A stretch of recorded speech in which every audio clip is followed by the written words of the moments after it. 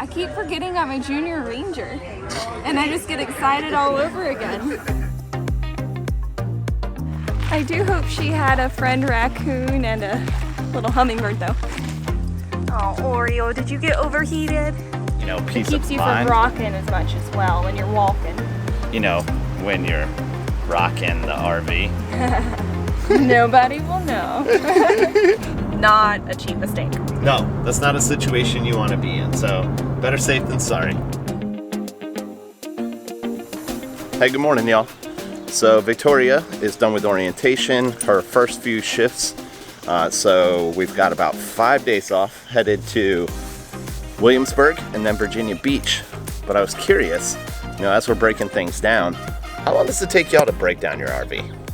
We used to be really slow, but we're actually really quick about it now. I'd say probably to put all the slides in, get everything secured in the RV, break down all the hoses and cords and get everything packed in the truck, 15 tops.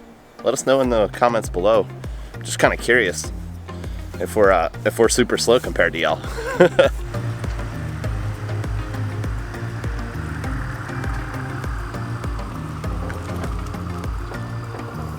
Not the first time, probably definitely won't be the last time. You go to leave a site and you put your trash on the back of the truck and you get 20 minutes down the road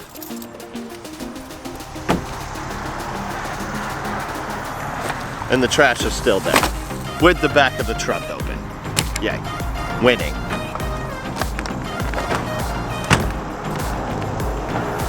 Our solution, pull off on an exit, secure it in the back of the truck, and close the truck bed.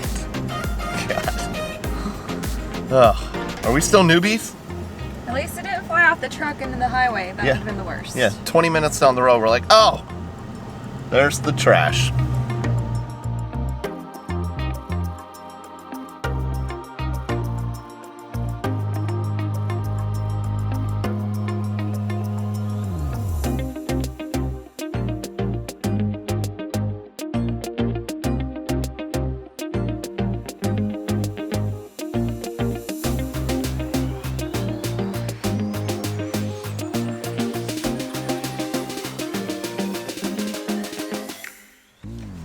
Williamsburg RV and Camping Resort. It is a Thousand Trails resort, which I've heard of, but we're not actually a member of. Which, you know, we should really actually look into some of these memberships for as much traveling as we do. Yeah, Good Sam, Thousand Trails. Harvest Host. Harvest Host, that sounds right up my alley. I think Harvest Host would be the #1 thing, especially now that we can like boondock.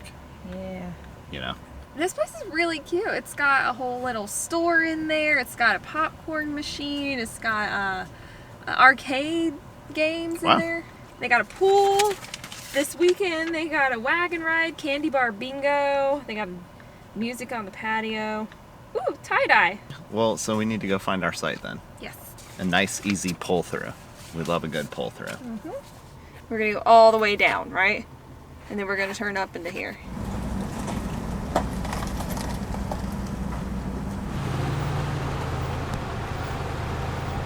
As a side note, since we were talking about all the amenities that this place has, we are going to start doing a much better job at campground reviews.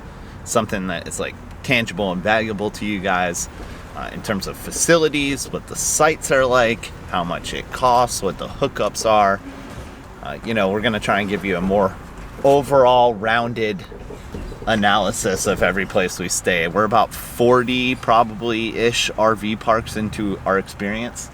So now it's about time we get a little bit more detailed for you guys. So look for that coming up. Okay, so trying to get into our campsite, but the problem is this tree right here is cutting off our angle into the site because right there is the sewer and we don't want to run over that. So Victoria's gonna pull some ninja stuff and about to back this thing in.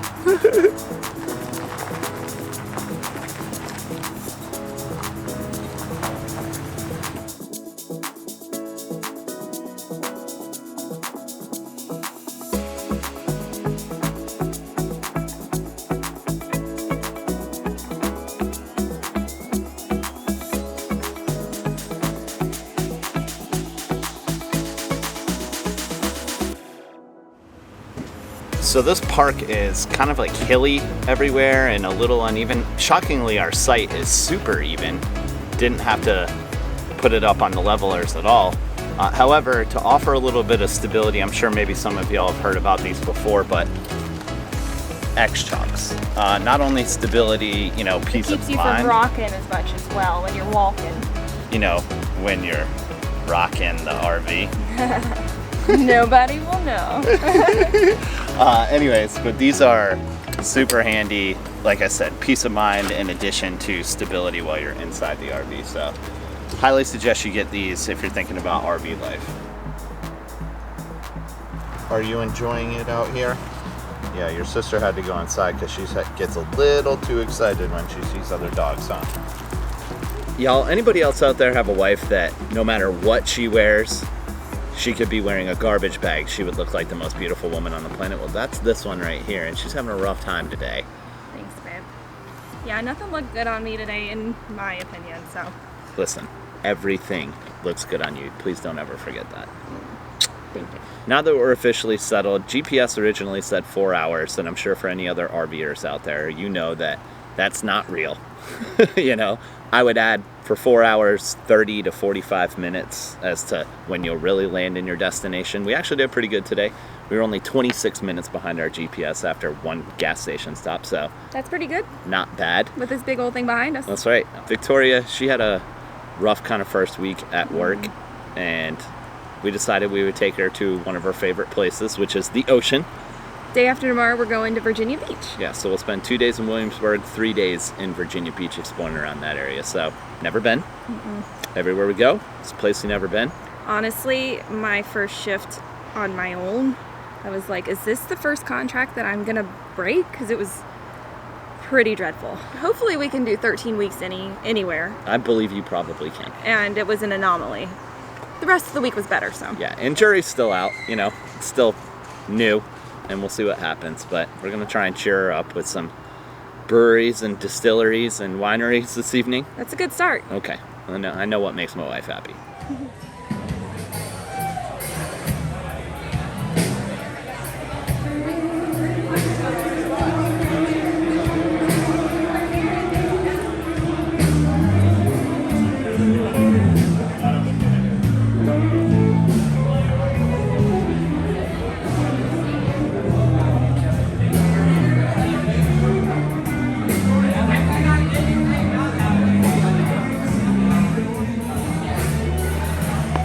Next stop, Precarious Beer Project. It sounds iffy, a little precarious. The lady that we met at Virginia Beer Company, thank you for posting that, by the way. Yes, thank you. We love all the support when we meet new people. I mean, that's kind of what this is all about. New people, new adventures. And she said, you need to go to the Precarious Beer Project. So, let's see what it's about. Downtown Williamsburg. It is very colonial. Very cute. And it's beautiful outside right now. Summer in Virginia, we're not mad. Where's that Arizona heat at? I'm losing my Arizona tan.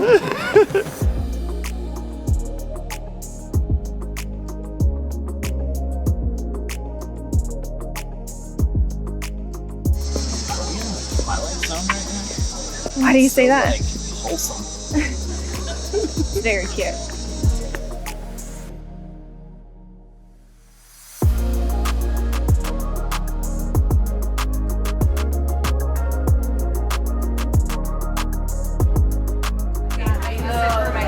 All right, Precarious Beer Project. Tacos, arcade games, and beer.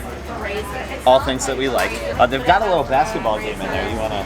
I'm pretty sure Victoria beat me last time we did the little mini basketball game. This will probably be the last stop of the night because we're trying to do a lot of things tomorrow and see the most of Williamsburg that we can. Victoria just turned 30, so we're getting old. It's time to go to bed.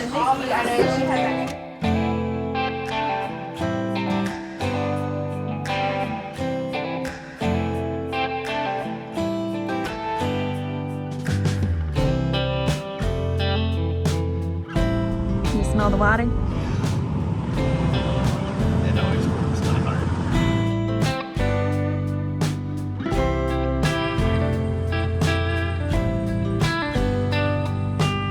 We are here at Jamestown Landing. actually Jamestown Island, where some of the first settlers landed.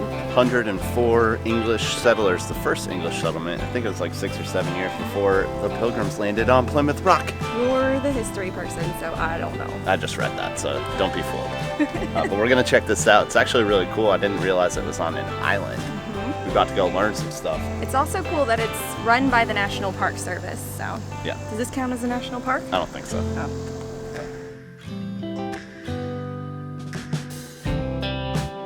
Alright, so we done messed up. Yep, figures. Didn't even realize that this was part of the National Park Service, and we recently bought National Park passes.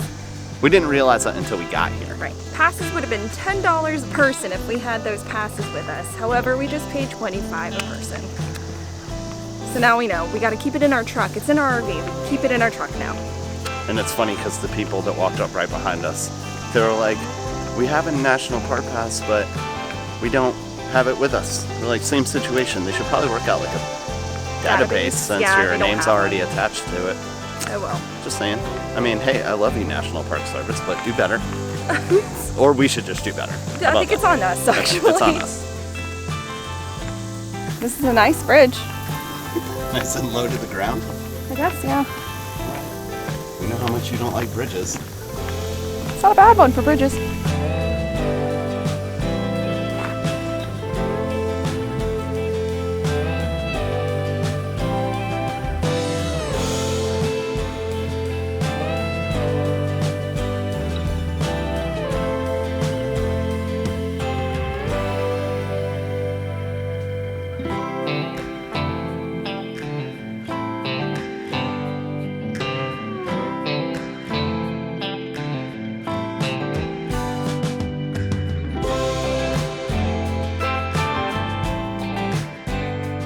So the Pocahontas of history is nothing like the one that Disney painted a picture of, which is fine, I guess, but she still was supposed to be very helpful for the settlers and help build peace between the colony and her tribe.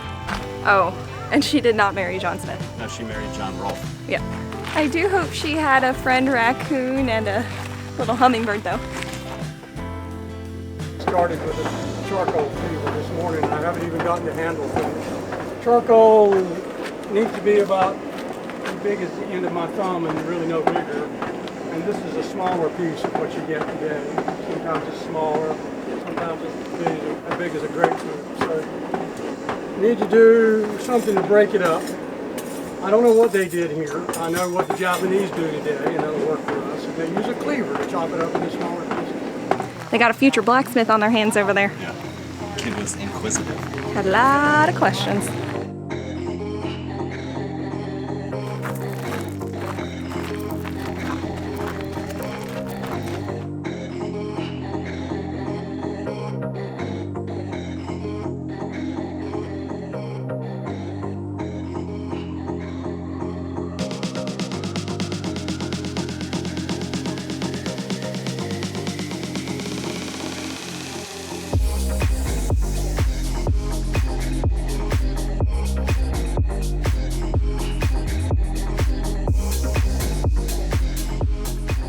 All that walking around national parking make you thirsty.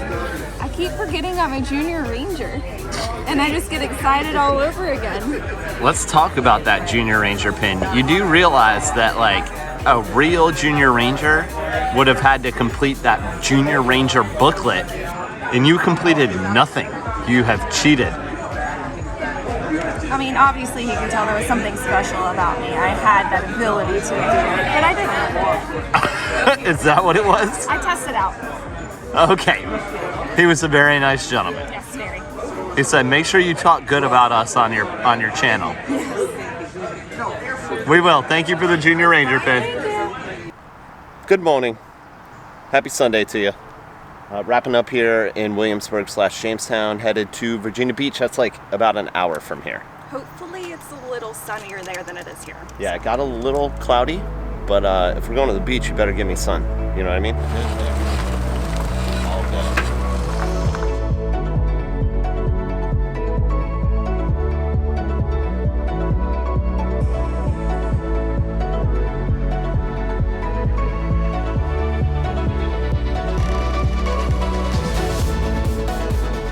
So yeah, we forgot. We had one more stop to make before we left this area. Battle of Yorktown. RV parking. We got the RV in tow. Also puppy friendly, which is great. So dogs get to come enjoy this one. So we love dog friendly activities. Yes. Everything I know about the Battle of Yorktown is from Hamilton. I mean, honestly, like It's the main reason she wanted to come here. if they made... She could sing you the whole song. I can. And it takes everything within me to not.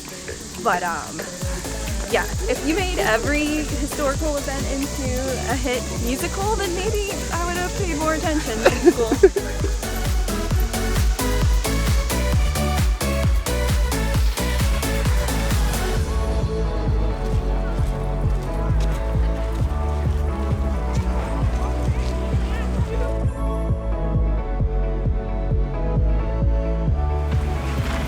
Ooh, it's nice and cool under here. I bet it's really local.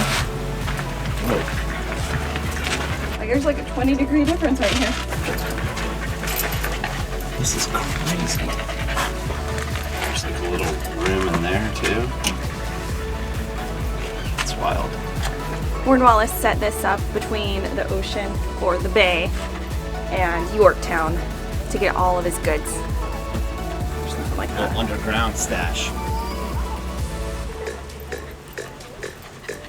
Okay, so it turns out that the visitor center is actually closed due to broken AC.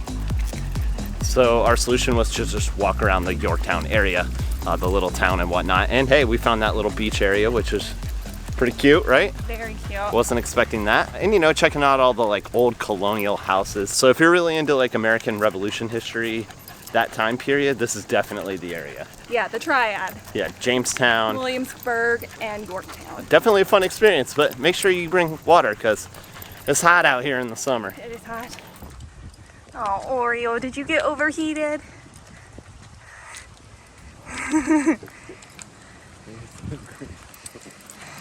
It's okay. You're just a little baby.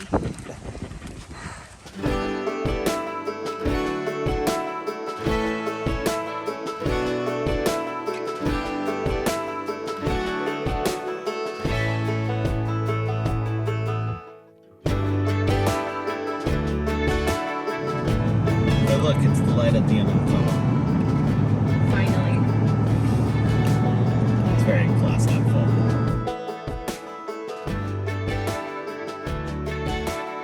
Well, that was some of the most stressful couple miles of bridges and tunnels. Yeah, look, when you're crossing the Chesapeake Bridge, the Hampton Roads Bridge Tunnel, which is actually a bridge, then a tunnel, then a bridge. Clearance is right at 13.5 feet, it appears to be.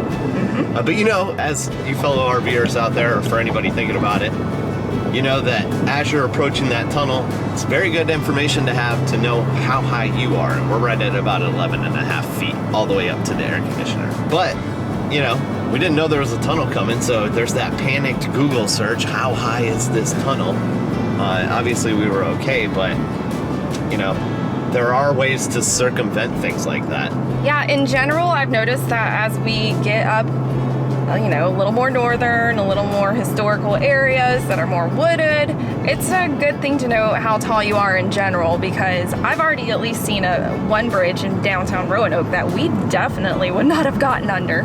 So I don't know, you know, we didn't really actually have to worry about it when we went out west. We might need to start looking into those GPSs that like give you a route based on how tall you are, that like truckers use too. I think RV Trip Wizard does a similar thing, the app. It is a small fee, I believe, but I've heard of that. I've heard a lot of people use that just to, you know, you're gonna never worry about it. Peace of mind is a big thing when it comes to RVing, you know.